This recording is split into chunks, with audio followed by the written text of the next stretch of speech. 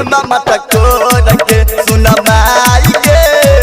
पापा लेल के मौसी के चुमा मटको रखे भैया के शादी रे परसो भैया के शादी रे परसो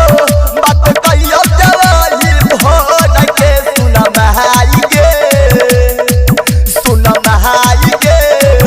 पापा लेल के मौसी के चुमा मटको रखे सुना माई के पापा लेल के मौसी के चुमा मटको रखे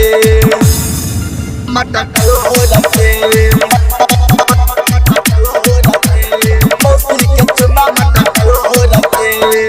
बहुत दिन से चलत रहे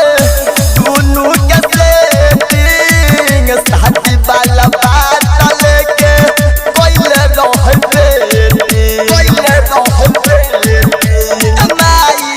बहुत दिन से चलत रहे दुनू के सेटिंग शादी वाला बात लेके कोइले रहे मौका जपा के दुनू मौका जपा के दुनू कोइले देखनी त कोइले सो लगे सुना महाई के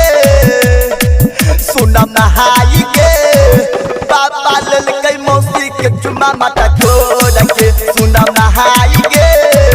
पापा लेल के मौसी के चुमा मटको रखे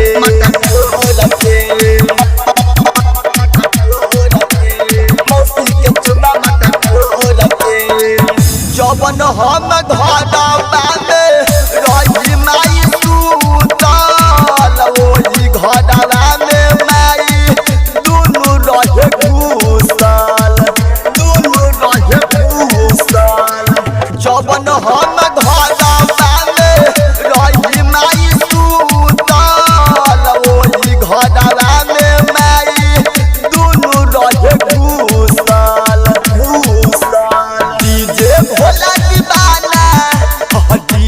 भोला दीवाना राइटर मंजीत कहे अमरजीत से सुना महाई के पापा लेल के मौसी के चुमा मटको रखे सुना महाई